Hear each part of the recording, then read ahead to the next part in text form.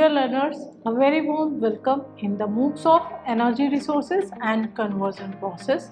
I am Dr. Shweta Tripathi, Assistant Professor in Mechanical Engineering, School of Engineering and Technology, Indira Gandhi National Open University, New Delhi. In this module, we are going to discuss life cycle cost analysis. After the learning outcomes of this module is to understand the life cycle cost analysis, to understand net present value, present worth factor, future worth factor, and the effect of inflation in the life cycle cost analysis. Life cycle cost analysis. As we know that there is need of some complicated method of calculating cost of energy conversion measures. In our previous module, we have discussed how we calculate payback period, simple payback period. It was very simple method, but it was not considering many aspects that were the maintenance cost, salvage value, net present value, future worth factor, etc. So there was a need of another method that is complicated for calculating cost of energy conversion measures, and this is known as life cycle cost analysis. Why we need this? We need a system that not only determines the total cost of an energy conversion measure, but can also compare the cost of other alternative measures, and it will tell us which alternative is better.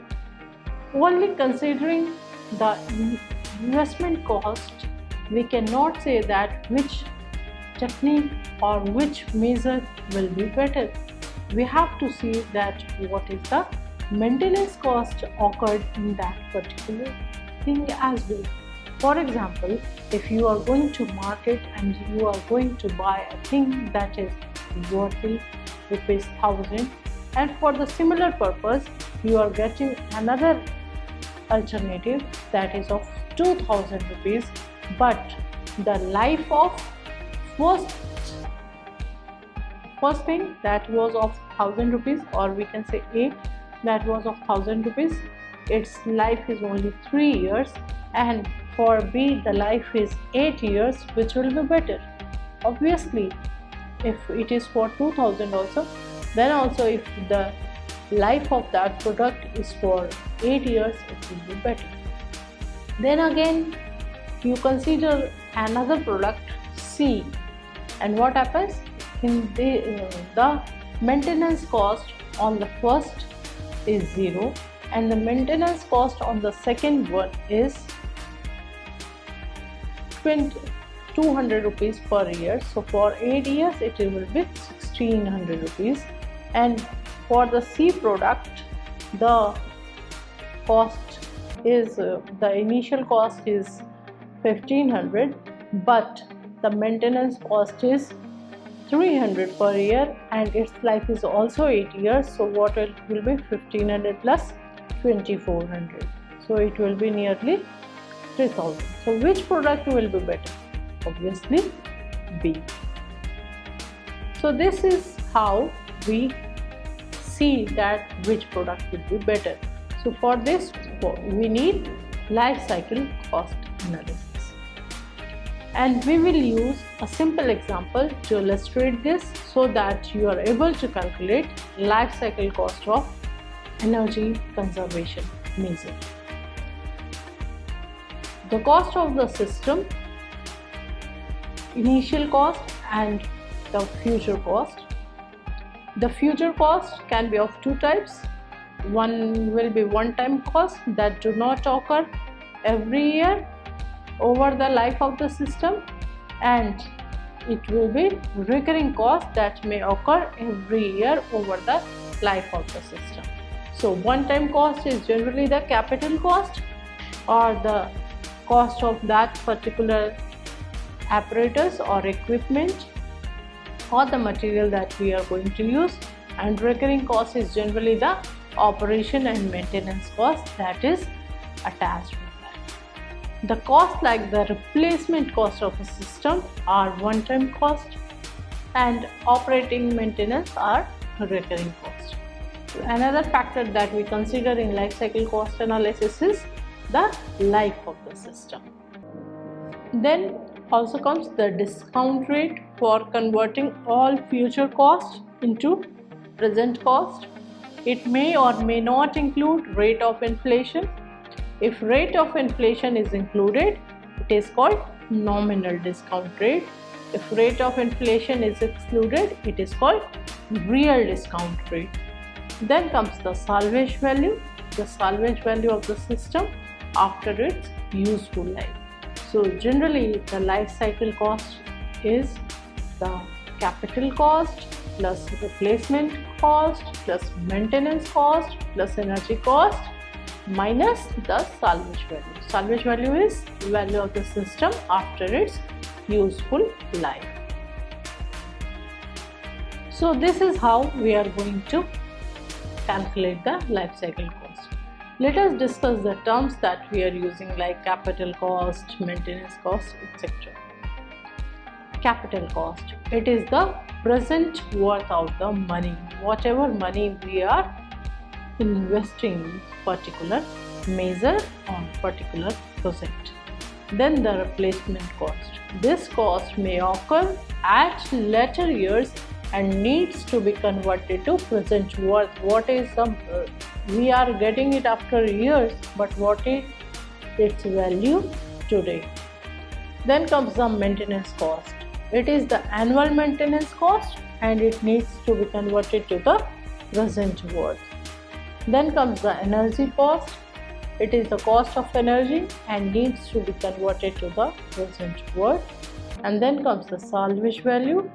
The device after the end of its useful life may fetch some money and it is called the salvage value and has to be converted to the present worth. Present worth means whatever the value of money is today. We will be discussing this now. Present worth or present value. In order to make things simple, we assume two things. First, that all recurring costs are expressed as annual expenses incurred at the end of each year, and B, one-time cost that is incurred at the end of the year in which they incur. So before we proceed further, let us understand the concept of simple and compound interest. Maybe you all will be knowing, but let us refresh it once. So what is simple interest? Simple interest is calculated using the principal amount only. Generally we speak about the principal amount and the interest amount over it for a certain period, and it is called interest period. That period is known as the period of interest or called interest period. So the total simple interest over several periods is converted as simple interest is equal to principal into number of period or number of years, number of months could be there.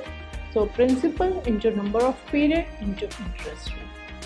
So the total sum available at the end of n years, or we can say the amount that we are getting at the end of n years, may be determined as sum, that is amount is equal to P into 1 plus I into n, where I is annual interest rate and n is number of years, P is principal amount and S is the sum available at the end of interest period.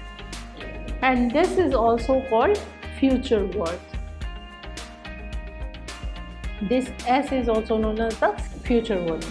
That is the value of this particular principal after that particular period or after that number of years. After n years, this principal will be converted to the amount S. So the future worth of amount P is S. Then comes the compound interest. In compound interest, the time value of money on the interest is taken into account.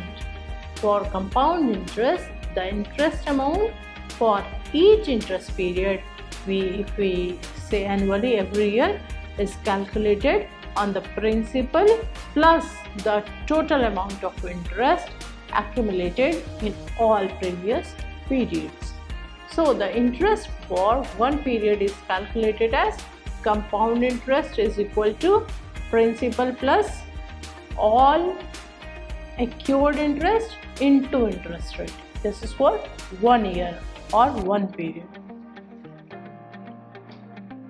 So the total sum available after a number of interest period can be calculated as Sn is equal to P into 1 plus I to the power n, and this Sn is the amount available at the end of n interest period, and P is the principal amount, I is interest rate or annual interest rate, and n is the number of interest period or number of years.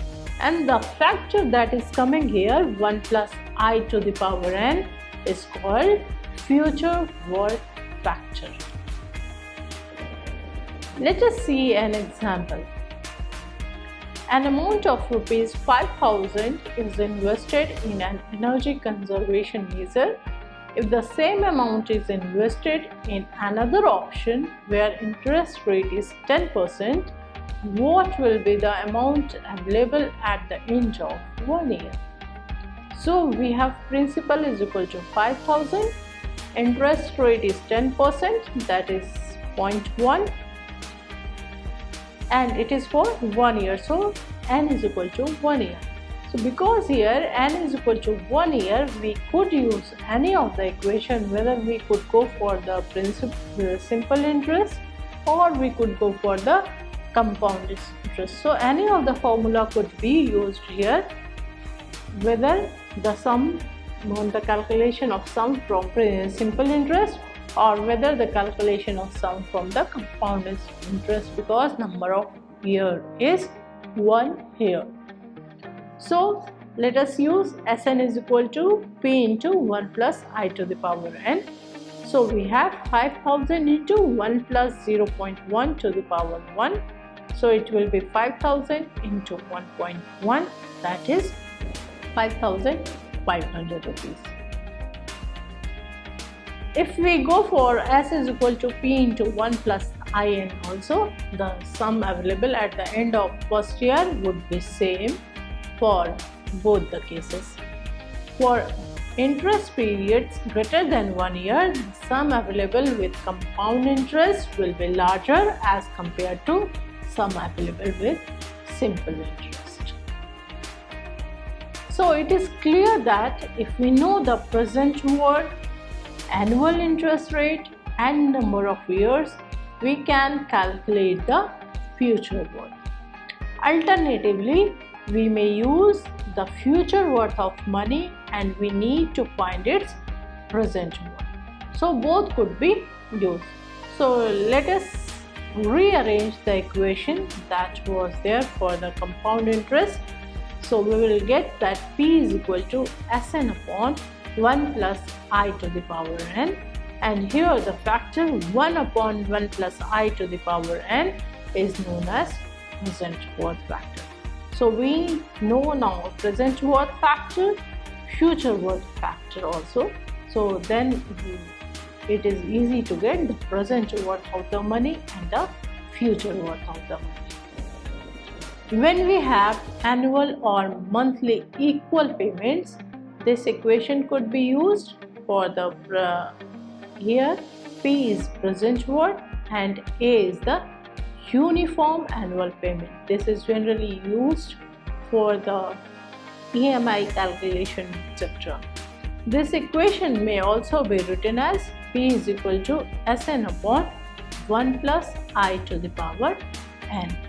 Here Sn is the future worth and is given by the following relation: Sn is equal to a into 1 plus I to the power n minus 1 upon I, and a is the uniform annual payment.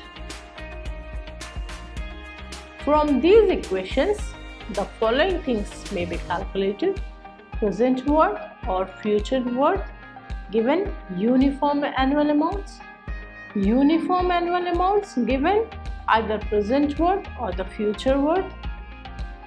Generally, the examples of a person borrowing money from a financial institution for buying an energy efficient device would be a better example to calculate these things.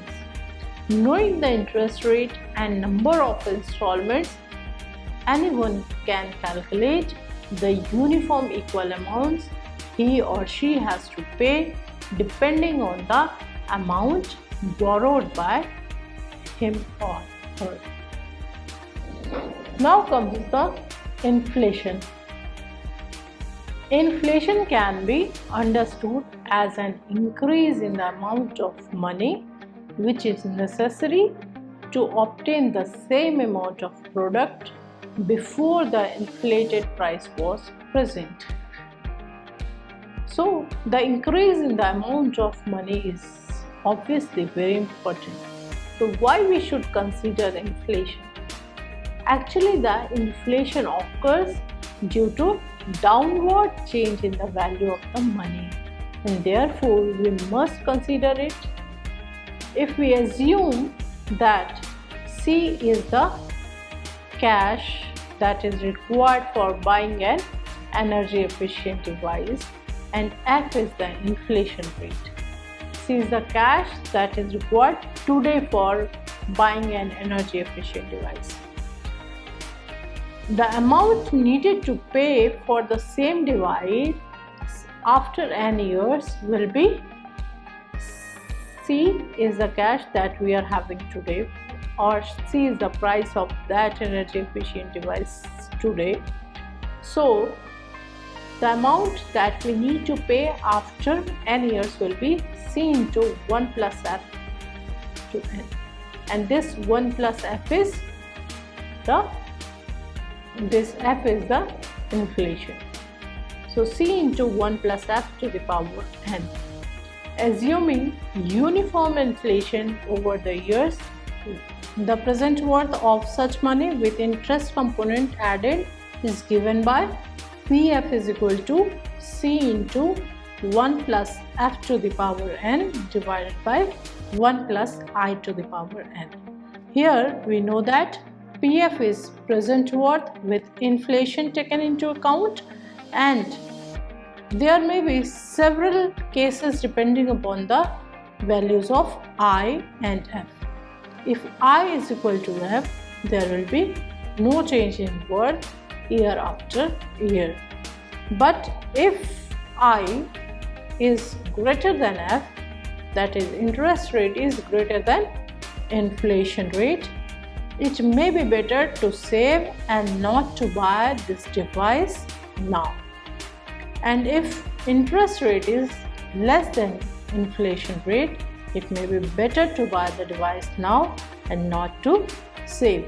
So, an important relationship between the present worth and the uniform annual amount taking inflation into account is given by these equation. If I is not is equal to F, we give this equation P is equal to A into this particular factor, that is 1 plus F upon 1 minus F into 1 minus 1 plus F upon 1 plus I to the power n. And if I is equal to F, we have P is equal to A into n. So like this, we can go for the annual life cycle cost with inflation as well. So let us discuss some examples to be considered. So let us first do the calculation for the present worth factor and future worth factor. So let us consider an example.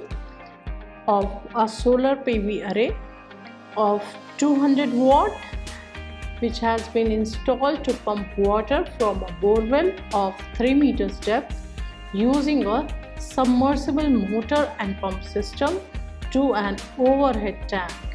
The length of the pipe required to pump the water is 10 meters, and following are the costs involved for the subsystems and their lifespans.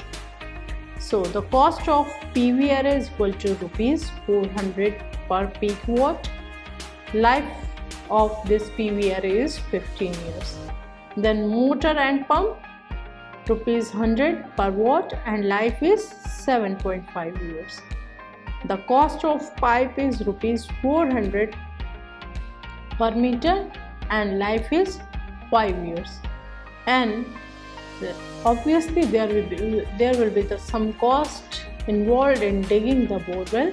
Let us assume it as rupees 600 per meter, and we assume that maintenance cost will be rupees 4000 per year, and some miscellaneous cost will be rupees 200 per watt, and interest rate is 10%, and we have to determine the life cycle cost of the water for a period of 20 years and also water cost per year.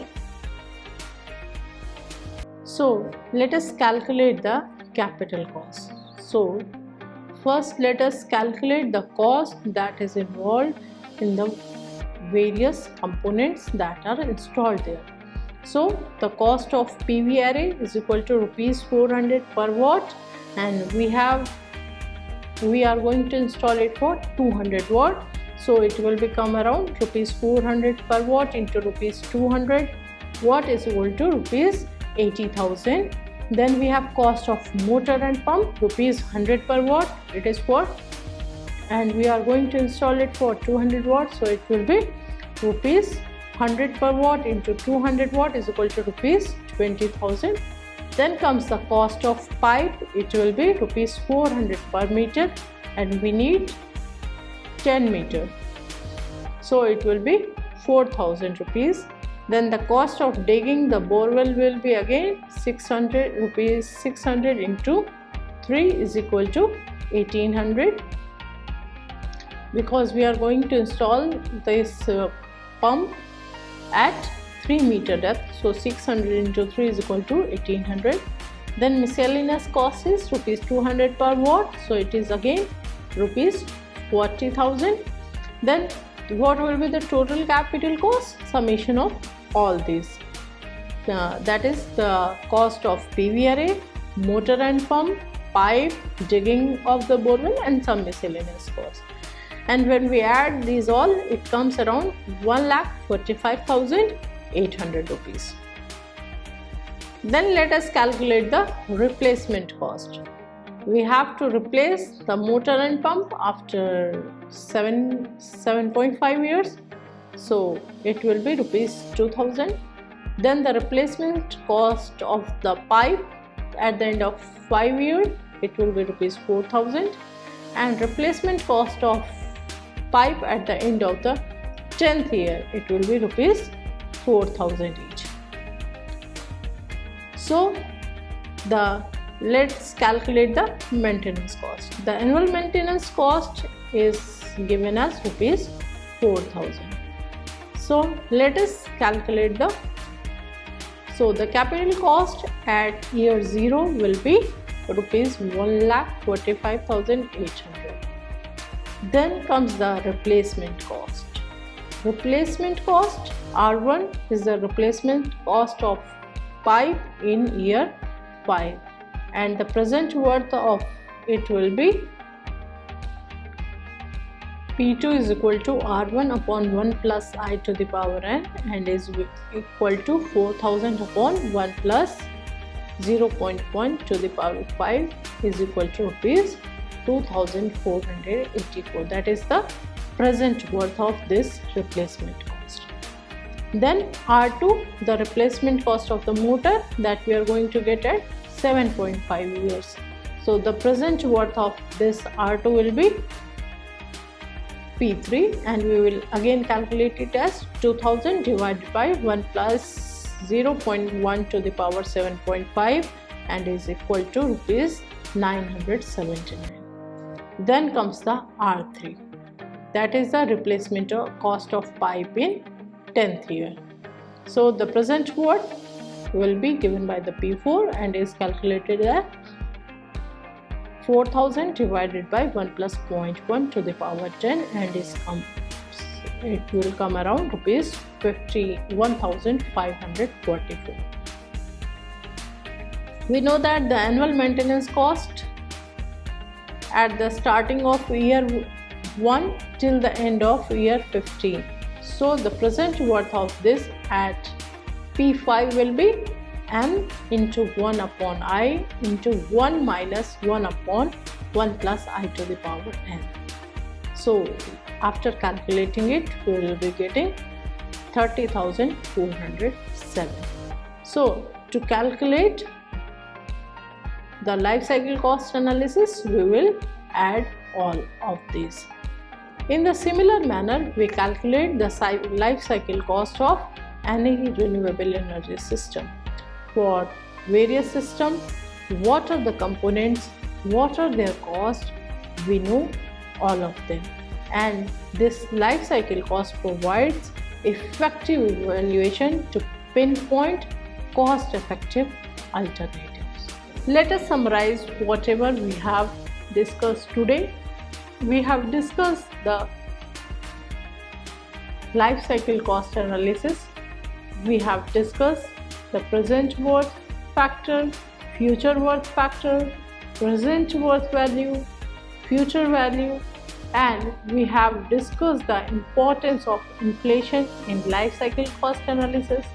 We have discussed the various costs that are associated or that are important for life cycle cost analysis. We have seen how we have to estimate the life cycle cost, how we have to use this inflation in life cycle cost analysis. This is our last module. I hope that you have liked this MOOCs on energy resources and conversion processes. If you have any doubt, do reach to me. My email ID and contact number is already with you. Thank you very much for the patient learning. Thank you very much.